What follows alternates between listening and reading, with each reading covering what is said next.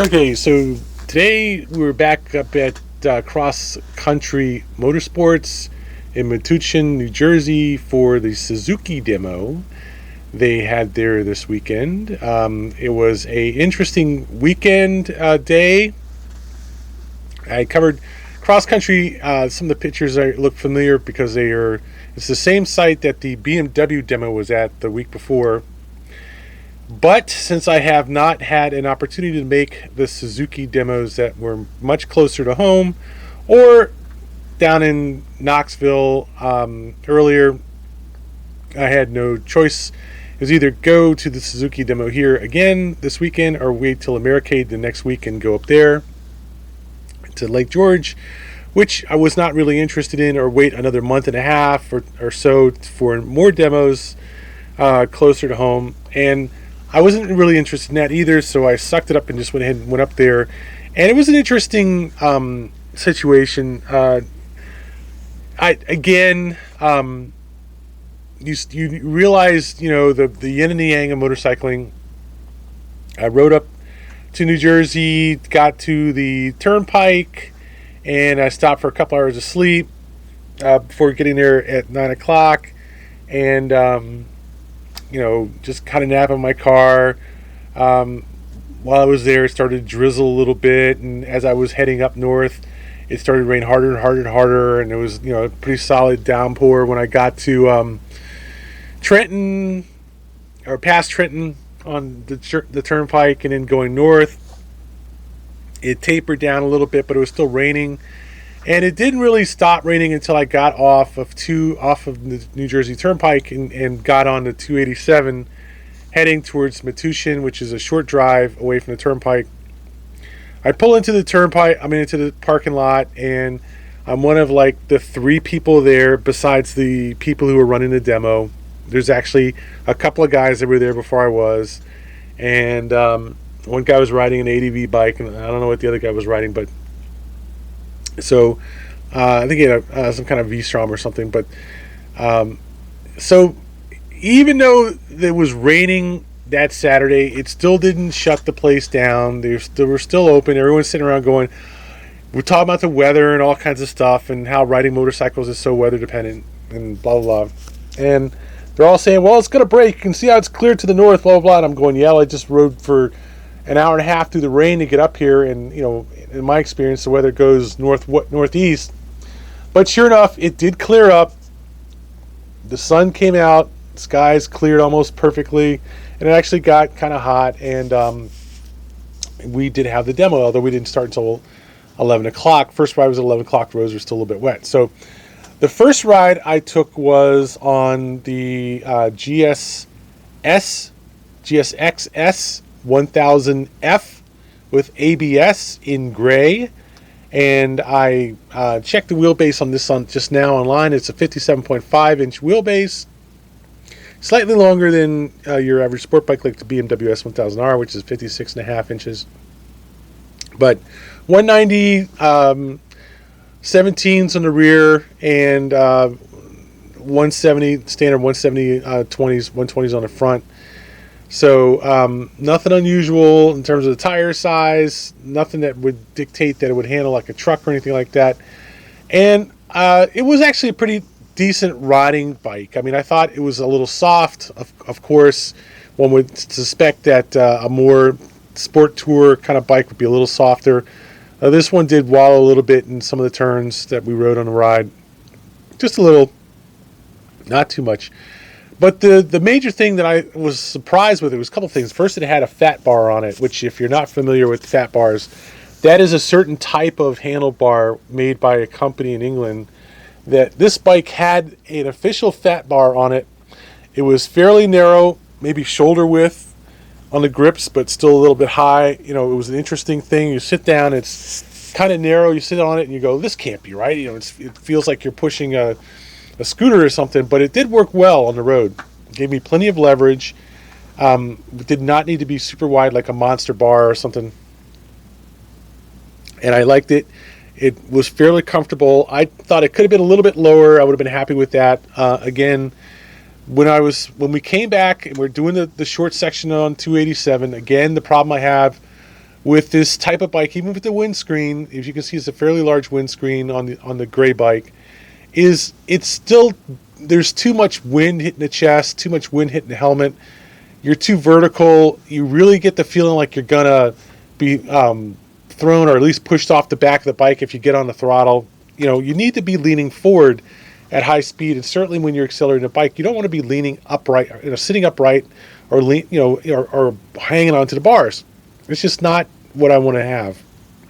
But beyond that, I think the interesting thing was that the throttle response was nice. It had good power, off idle, more like the FJ or FC9, I should say. Much, a little bit stronger than I really wanted to have, but it was certainly nice to have it. But it was still well controlled. It was certainly, I guess, not sophisticated, but not raw. It wasn't an out of control bike in terms of power.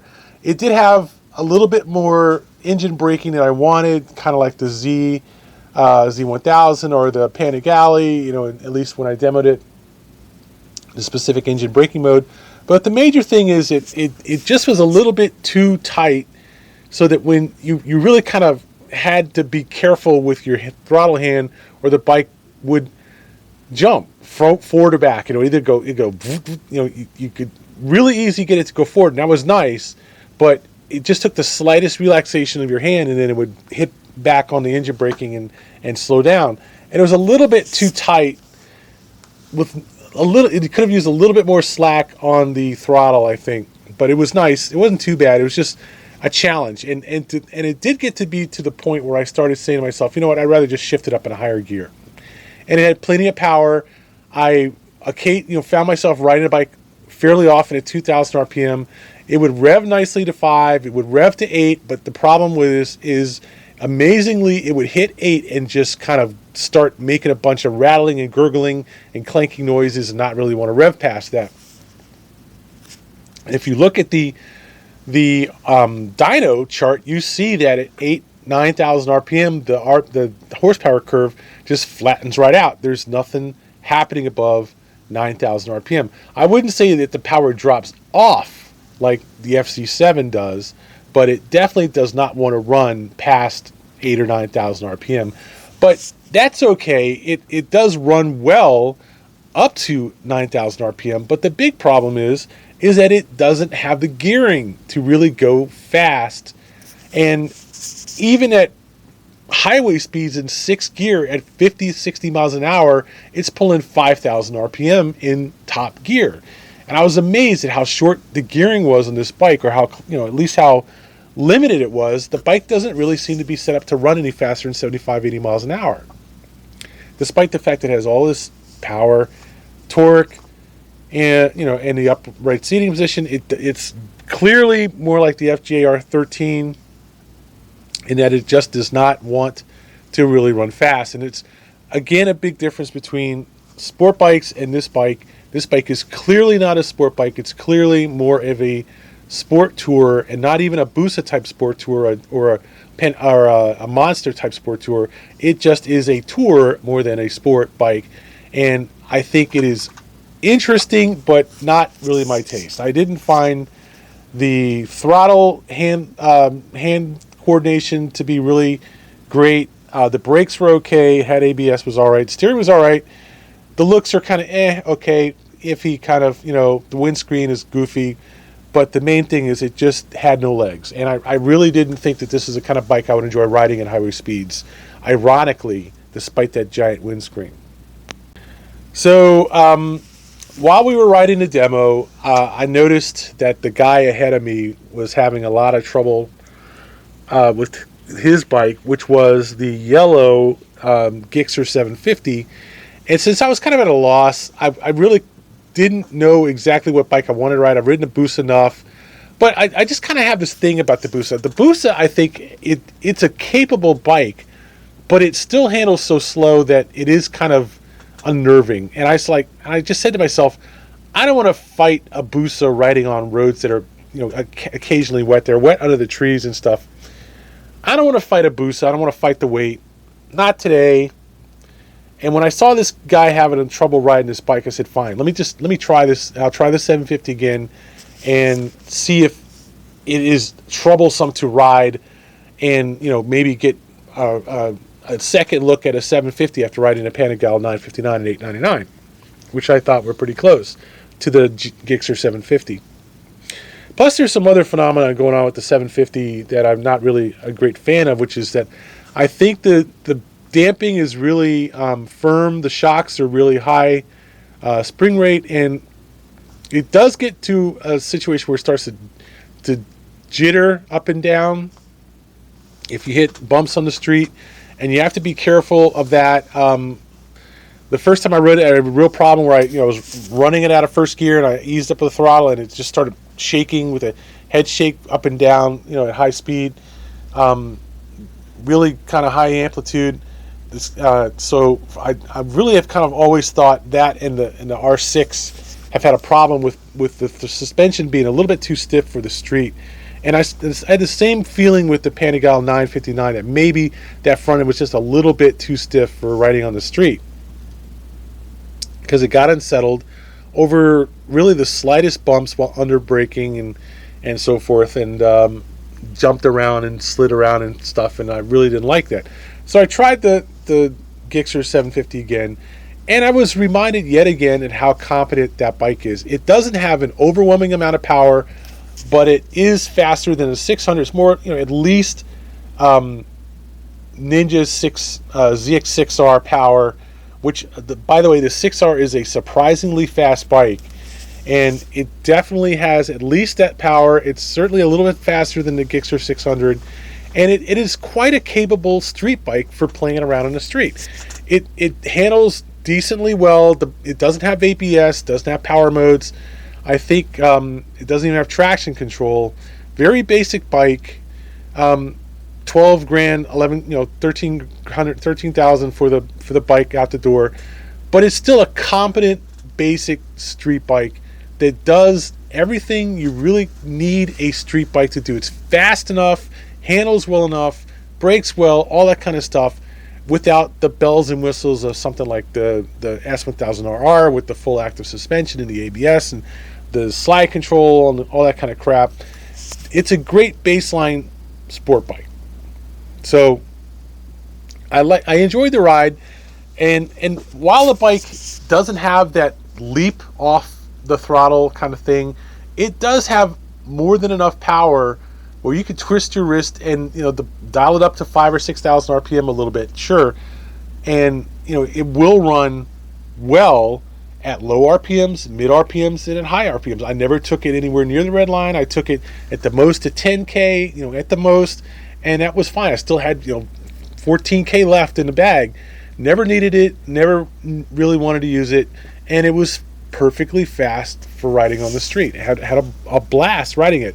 And I certainly feel that bike is the kind of bike that I could buy and be happy with for short rides. While I think, in good weather, certainly, while I think that the pegs are a little bit high, and unfortunately my feet were tipped down, and I had to lift my feet up to shift, and I could feel that would be something I get tired of quickly, and my head was dropped a little bit down, and I knew I'd have to hold my head up, and that was something that at some point I get tired. I rode the bike feeling the ergonomics were such that it was sporty and probably comfortable at highway speeds, but it would be a bike that I'd want to get off of it after like an hour or two, and I said, well, that's fine, I could deal with that. And that's what this bike fit in. It doesn't come at you with a $15, $16, $17, $18, $19, $20,000 motorcycle for the street, okay, which brings longer gearing than you really want, more power than you really want, a bigger back tire than you really want, a host of features that you really don't need. It is a solid basic sport bike for the road. However, it still does feel like the suspension is a little bit too tight. The springs are a little bit too firm for the street. And I just wonder if the semi-active suspension solves that. Does the semi-active suspension change the spring rate or just the preload? I doubt it can change the spring rate, but it would be nice if it could, if the springs could be maybe made a little less stiff when you're not braking, and when you are, then fine, but I guess they do that by increasing preload or changing the compression damping or something like that. But I think the one thing that I have seen in newer bikes as of late that I think is becoming a really want to have, other than ABS, which again is not necessary but is still nice, okay, is semi-active suspension. Even if it doesn't do everything you want, it's still something you want to have. It's like a steering damper. Even if it doesn't do everything you want, even if sometimes you don't need it, there's still times when you do need it, when you're going fast and the front wheel is just a little bit too whippy, a little bit too sensitive to bumps and winds and stuff like that, and you really need something to just kind of calm the front end down a little bit. That's what steering dampers are good for. And I think that there are certain things about technology that have come out for motorcycles since the GSX-R 750 hit the market 20 years ago that are good, and it would be nice if this bike had them as an option. ABS, semi-active suspension. I don't know about traction control. I don't know about slide control and all this other crap, but launch control, quick shifter, things like that. I don't know about that.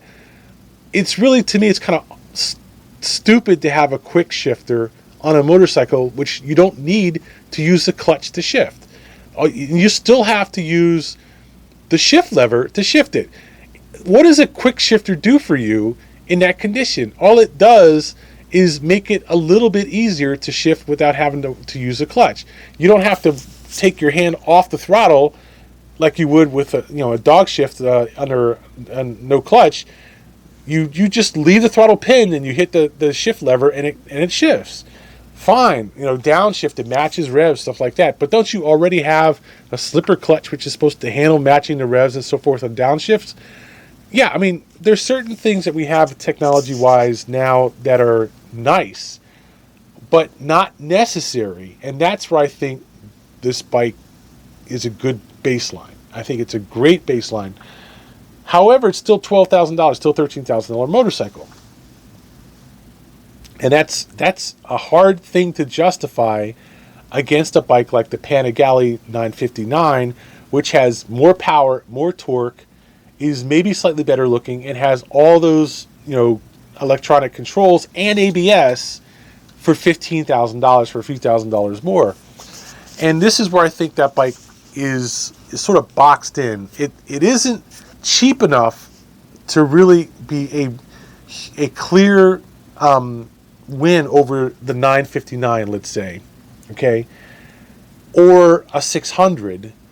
It isn't that cheap that it compares well with 600s, even though it does compare with the 600 Super Sport.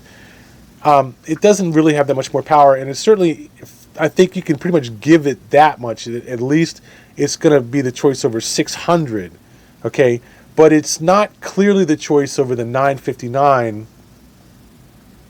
or the FC9 or some of the other Street Fighters or so forth like that.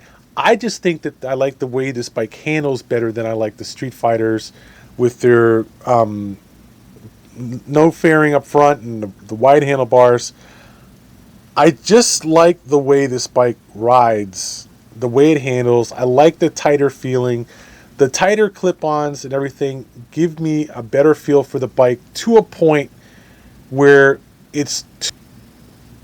Was I saying that the tighter clip-ons of sport bikes give me a better feeling of control over the bike, as long as they're not too low and there's too much weight on my hands and I have too much trouble steering because the clip-ons are too low and too tight. This bike does not have that problem, and I think that most of the Suzukis are free of that problem. The Busa, likewise, the GSX-R 1000, likewise, are free of the old R1 problem where the bars were just too low and too tight, and you really lost too much leverage when you're riding the bike, especially on a track. I really didn't think they were track ready handlebars. I thought they were just too low. I felt the FC1 had better control on track. Anyway, so we're talking about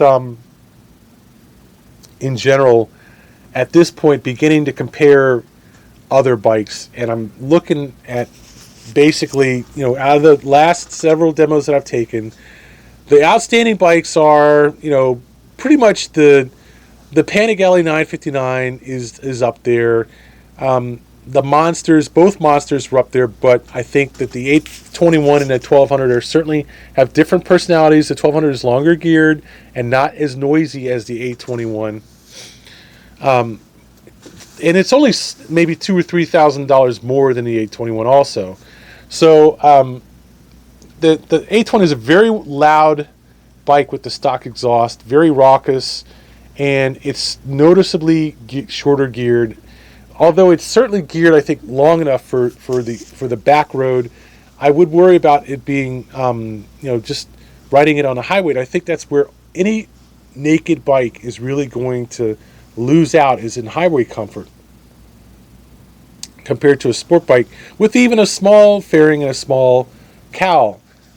So there's like two streets. There's the monster kind of street, and I think the monsters are really the only bikes that I would see on that street. Maybe the FC10, although I don't really like the looks of the FC10. They're on one side, and then the sport bikes are on the other. The 959, the Gixxer 750, whatever the Gixxer 1000 brings to the table, the BMW S1000RR, and I really just didn't think that I'd want to go for the full-blown Panigales, simply because the back tire just throws everything out of whack in terms of the handling. And I just don't see how that much power is really necessary, much less that much expense. The only reason I would really want to go for the full-blown Panigales would be to get the semi-active suspension. But I think that would be a trade-off for the Panigale that I wouldn't want to make, because it would mean going for that bigger back tire, and also the loud, clanky, sound of the Panigale in the first. It's just a massively loud bike. It's really loud, with I don't know, with the Termagani or whatever, but it's a very, very loud bike. It's a great looking bike and all, but it just doesn't quite work for me. I really think it's okay, but it's not really the bike I would want. I mean, I like it in a lot of ways, but I don't like it in other ways. I just think the S1000R doesn't have the issues that the Panigale has, and it has the strengths. It may not have the brutally strong low-end torque, but it has enough low-end torque. It's not a slow bike off the line. There's no way you're going to say an S1000R is a slow bike off the line, even if it's not as fast off the line as the 1199 or 1299. So I think this falls into two real categories. One is comparing the 959 to the 1299 and maybe the Gixxer 750, let's say. Okay, and I'm leaving the Gixxer 1000 out because the Gixxer 1000 is a noticeably heavier handling bike than the Gixxer 750, whereas I felt that the S1000RR was much more like the 750 Gixxer than the 1000. And certainly the Panigale 959 is certainly a relatively light handling bike, much like the Gixxer 750, maybe a little bit heavier, but just very close. So I put those three together in one group. The other group I would have would be the two monsters and what else would compete with them, which would be, if I were to say at this point, the only bike I see competing with them is the FC10. Now, I just think that the FC10 is a very competent, almost clinical bike in a sense. I just don't like the styling, but it is a much more competent bike than a clinical and cleaner, nice sounding and so forth than the Ducatis. That's certainly a yin-yang kind of situation. But the whole thing with any of those three is you have to go for Street Fighter. That I'm not really sure that's what I want to do. Let's put it that way. I like the S1000RR, but I don't like the price. I think the premium package is great. It gives you all the bells and whistles that you really want. What I don't like is having to pay $19,000, $20,000 for it. And I like the 750. I really think that there's merit in the fact that it's the cheapest bike of the three, that it is almost as fast as the other two, yet it has 2/3 of the price. You know, even the 959 is a $16,000 motorcycle.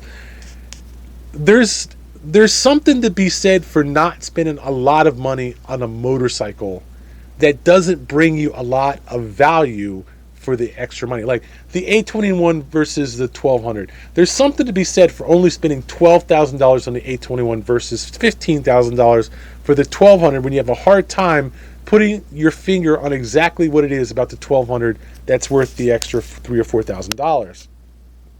There's something to be said for not spending $20,000 on the S1000RR and buying even the 959 instead, if you can't put your finger on exactly what it is about the S1000RR that's worth the extra 33% on top of the 959, not to mention what is going to be in essence $7,000 on top of the Gixxer 750.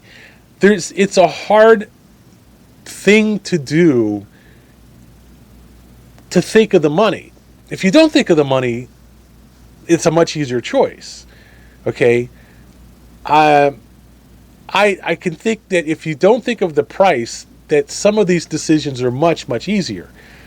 And if you don't look at the price and you only look at the monthly payment, it's not that big a deal. But if you do look at the price and if you do look at what you're dropping on these bikes and you're saying, holy shit, look at that number, and if you really think about it, that's not even assuming that your financier has an issue with the price, or your insurer has an issue with the price.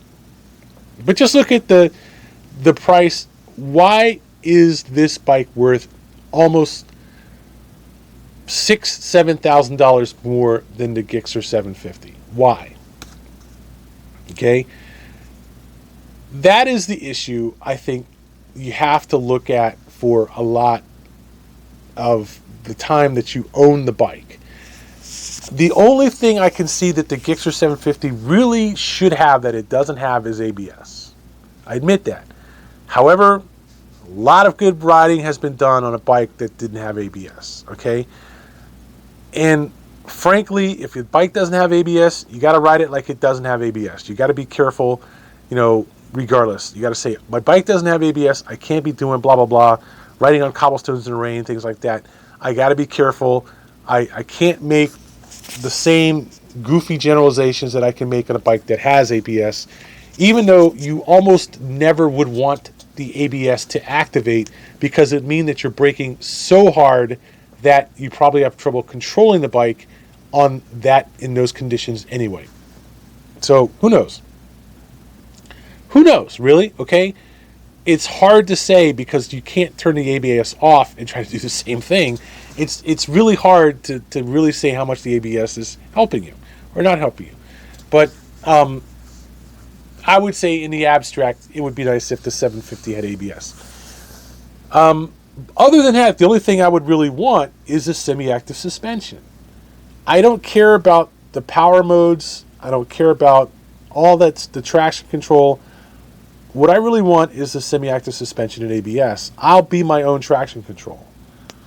So what you end up doing, frankly, since you can't evaluate the electronics, you can't say, on a scale from 1 to 10, the ABS, the traction control, the slide control, the semi-active suspension, whatever other features they have, this quick shifter, the slipper clutch, blah, blah, blah. On a scale from 1 to 10, each one is worth, 4, 5, 9, whatever, okay? Since you really can't do that because for most of those features, you can't ride the bike, switching them on and off and testing the limits of braking under both, and seeing exactly what they give you. You end up basically saying, just give it to me and I'll pay extra for it. Okay.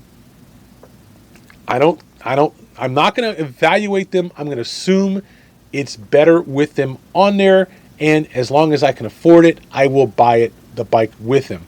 So you really end up making a choice for the GSX-R 750 versus the 959 or the S1000R. You don't make a choice on the power. You don't really make a choice in the handling or even the looks. You make a choice on the options because you can't get those options with the Gixxer 750. And you cannot buy an S1000RR that's under $15,000. Even if the base package, without the premium package, it's still a $16,000 motorcycle. Okay?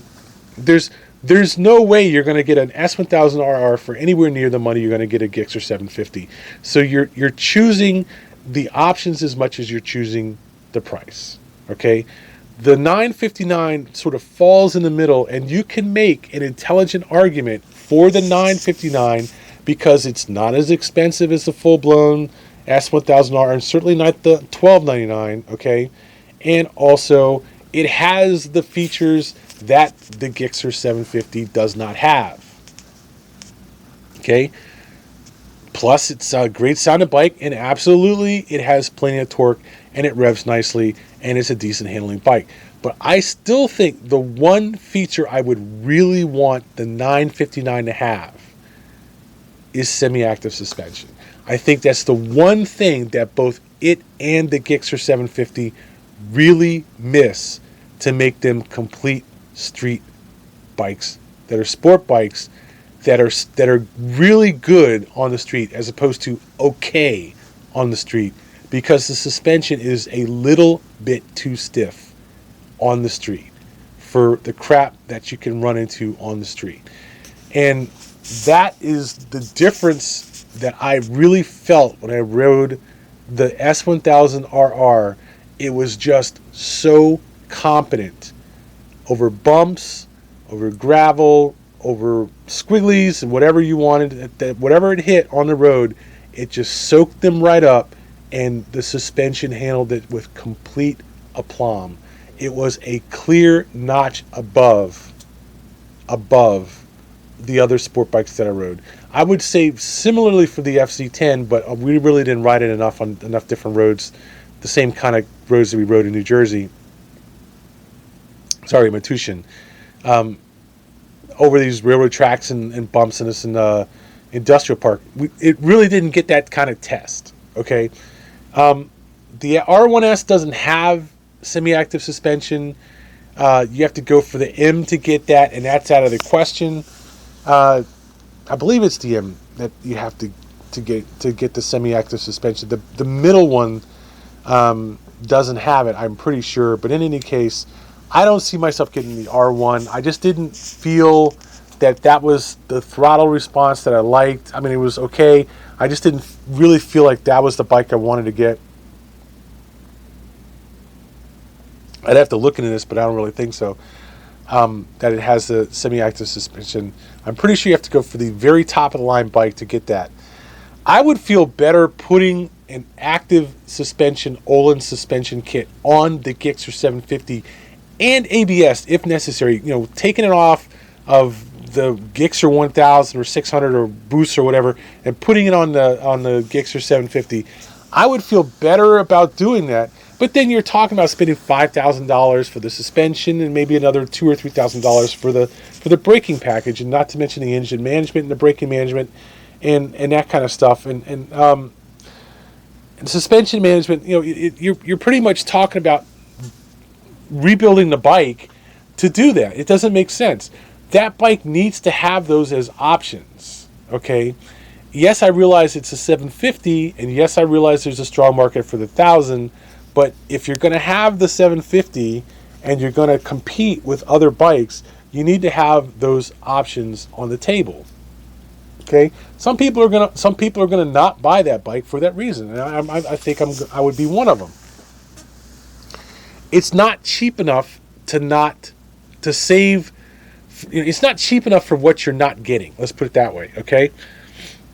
Now, yeah, the new 1000 is still there, and I was really hoping to demo the new 1000, the Gixxer 1000, but they didn't have the new Gixxer 1000 on the demo. They hemmed and hawed. The same thing with Kawasaki and the ZX-10R. It's too new, and we're not sure if this will fit in our demo program. We're not sure how people are handling the extra power, and we don't have a lot of them, and there's not a lot of spare parts, things like that. And I can understand that argument, but at the same time, sorry, it's got slightly more power than the old one. Okay? And if you want to compete with other people who do let people demo their bikes, like BMW, you can't argue that it's too fast for the demos and then have another bike or other bikes that are almost as fast. No one's going 180 miles an hour on these bikes, but they're all capable of, the sport bikes are all capable of 150 plus. It doesn't make sense to talk about the Gixxer 600, okay, as being not too fast, but the Gixxer 1000 is too fast. It's nonsense.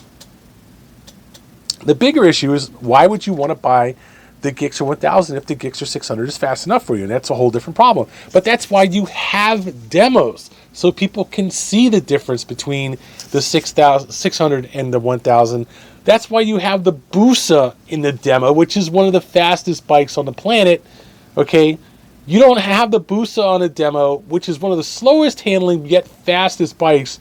Then talk about how you can't have the GSX-R 1000, which is one of the better handling and is not as fast as the Busa. It's ridiculous. So anyway, enough of this. We're all at the point where, okay, the GSX-R 1000 is a possible, the new one, possible. But again, the base model is not going to have semi-active suspension.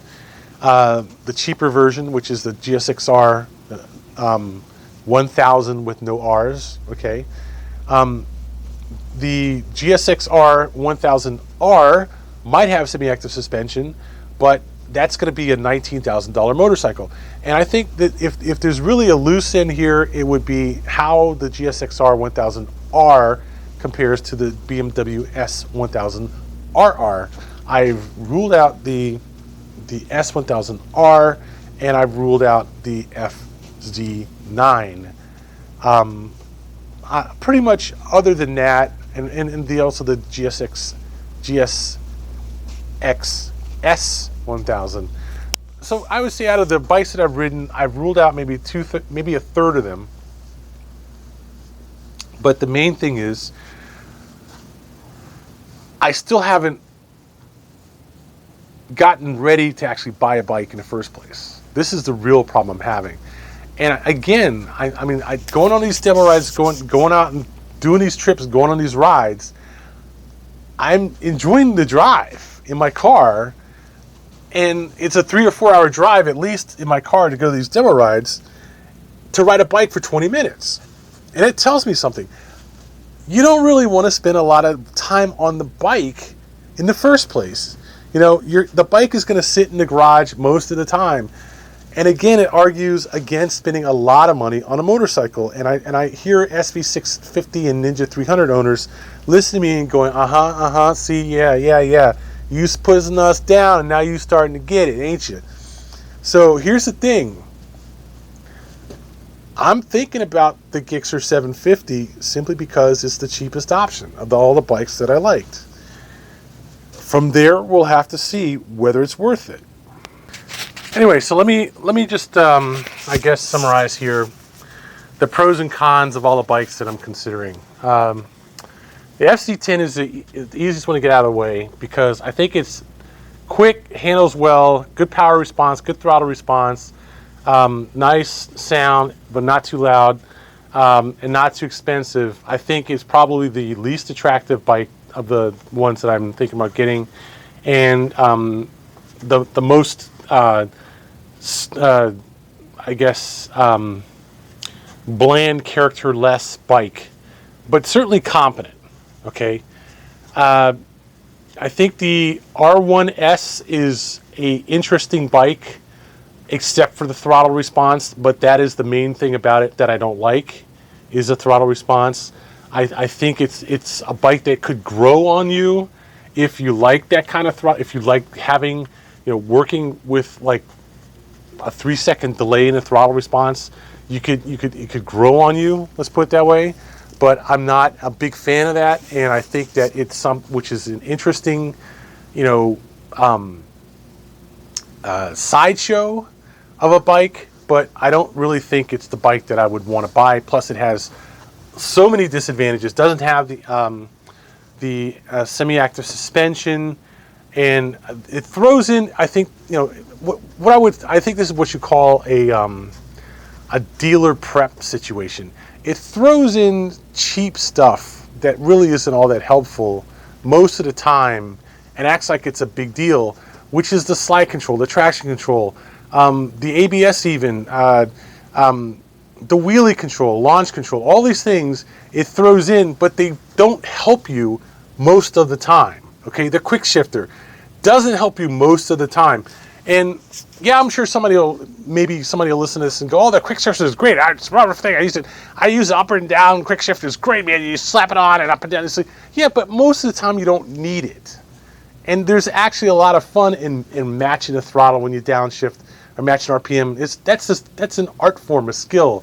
It's nice to do it manually. You don't really need the electronics to do that for you. Okay. So what I would, but top of the line, I think, of my list of things that I would really, really want, that I think would be very useful on a sport bike, is the semi-active suspension. Top of the line. Clear preference of what I would really want on a bike is that, okay? If it doesn't have that, the other electronics to me are secondary.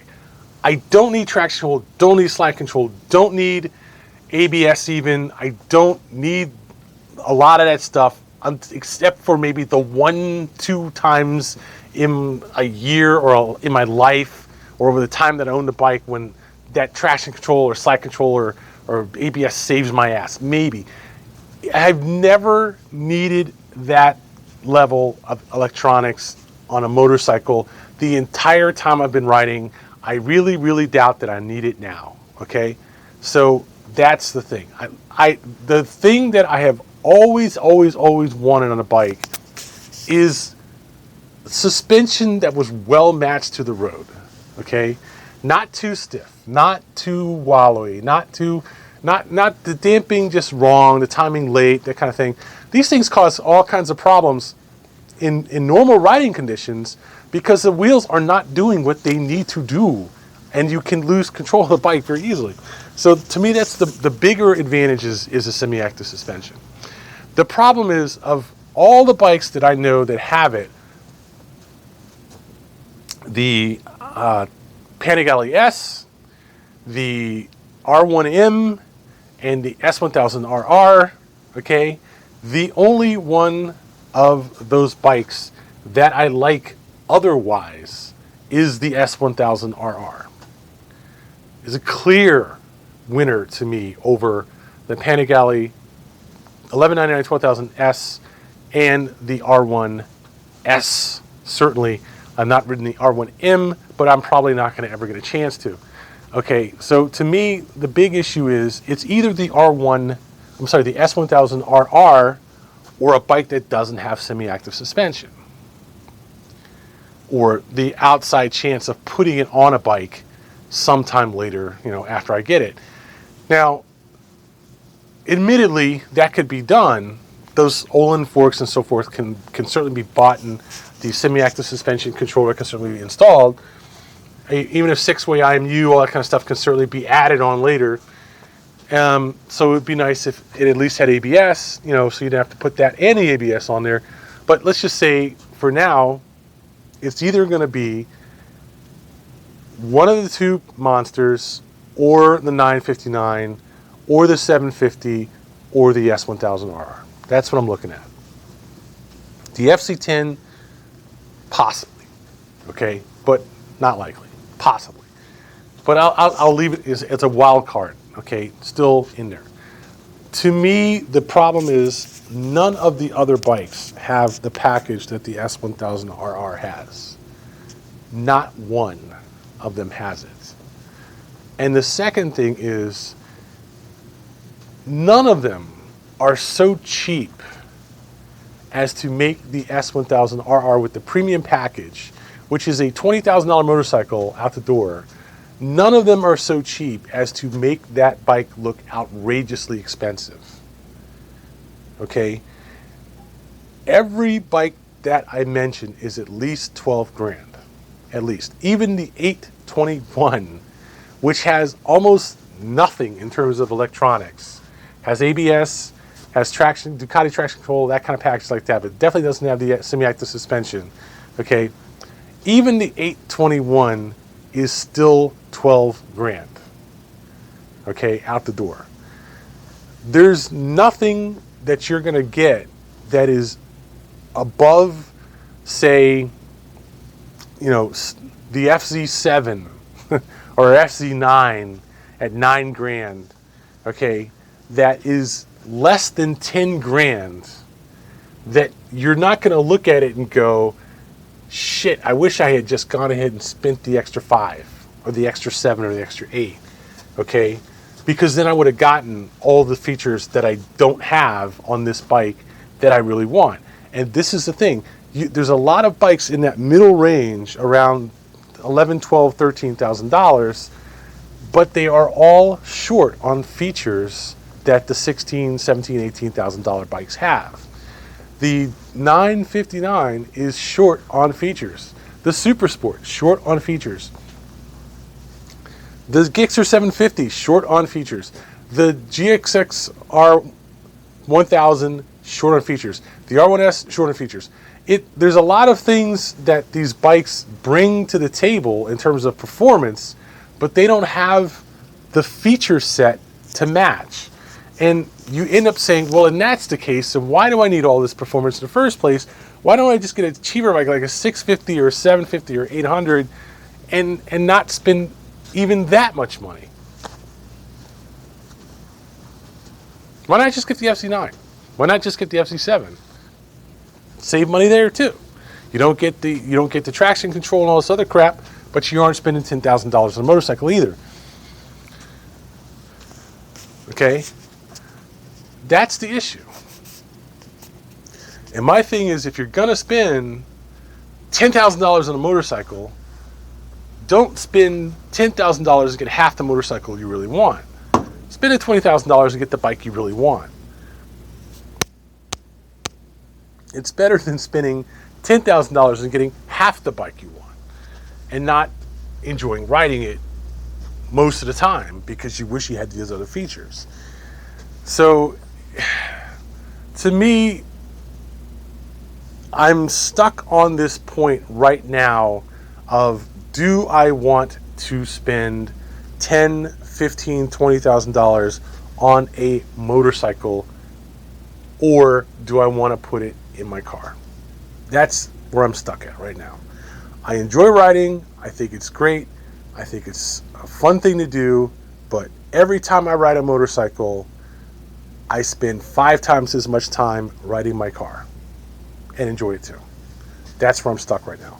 I have to honestly admit, I'm at the point where it's not just a question of wisdom or a question of comfort, but a question of efficiency and a question of practicality and just all these things wrapped up all together at once. And I'm saying to myself, if I'm gonna buy a bike, it's to ride in the best weather possible and spend the least money.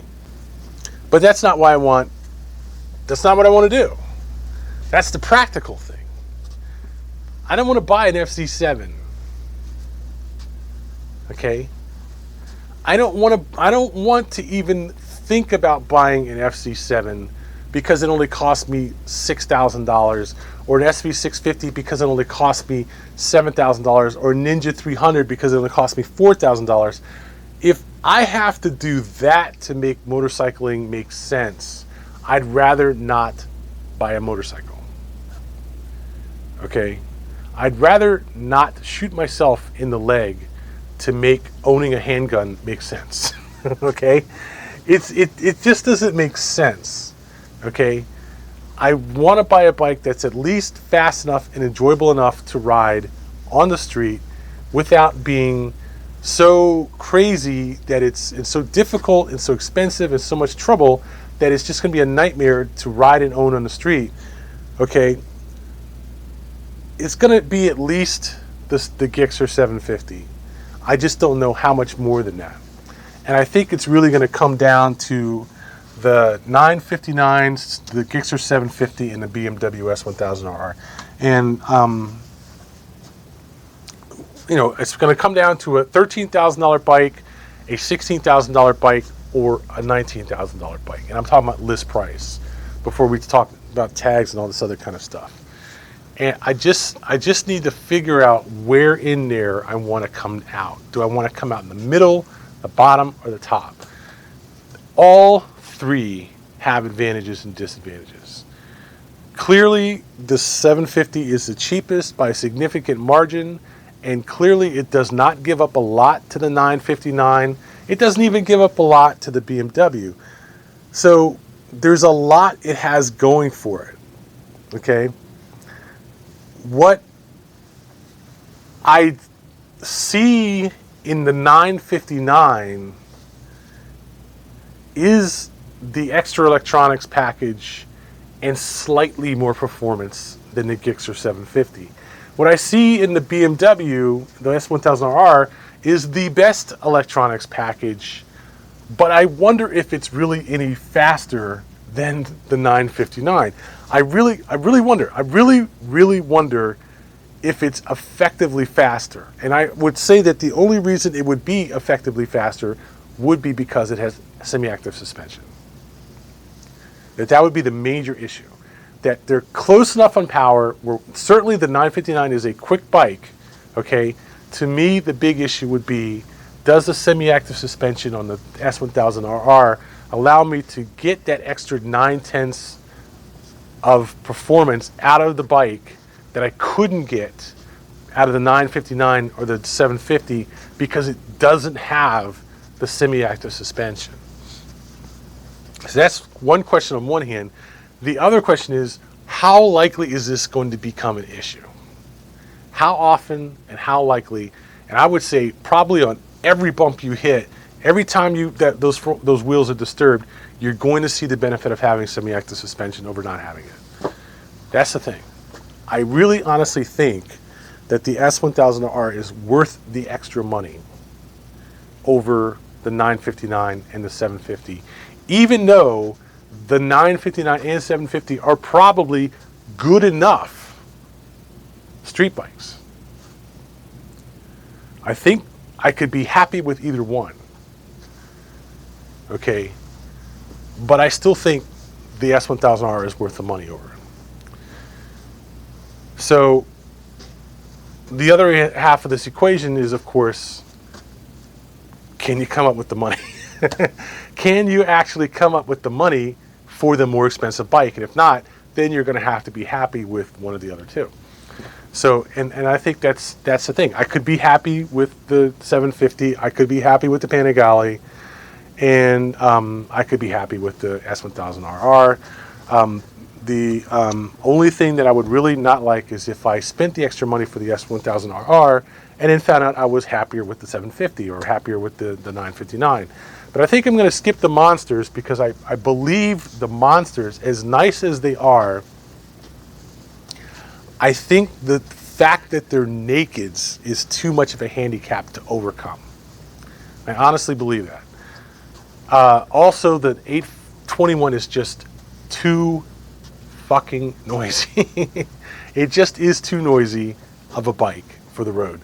To ride around in any kind of civilized manner, it's just too noisy. The same as the 1199 R or S is just too noisy, and that is the problem with the 821. The 1200 is a much more civilized bike, but it still has the problem that it is still a naked bike, and I just don't really think that that's the kind of bike I want to have for riding on the street. I really don't think that a naked bike is what I want. I don't see how it makes sense to not have a fairing on a motorcycle that you're going to ride at 75 miles an hour on the highway. I don't see it. It just, to me, it makes no sense.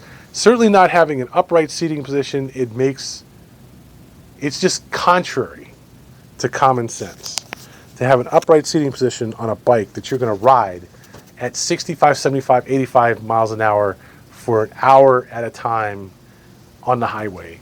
It's contrary. It makes no sense. The other side of the equation is it doesn't make sense to have the seat pegs, the foot pegs up as high as they are on the Gixxer 750 for a bike that you intend to ride for more than an hour. The S1000R doesn't have that problem. The 959 doesn't have that problem. The 959, the seats, the foot pegs are not low, but they're not chucked up under your butt either. They're not that way on the 750 either. So it's a real trade-off. One, on the sport bikes, you have to worry about the pegs being too high and the bars being too low. On the naked bikes, you have to worry about not having enough wind protection and the bars being too wide and sitting too far forward on the bike and just having trouble riding it on the highway. It's an interesting dilemma. So, but at least we're narrowing it down.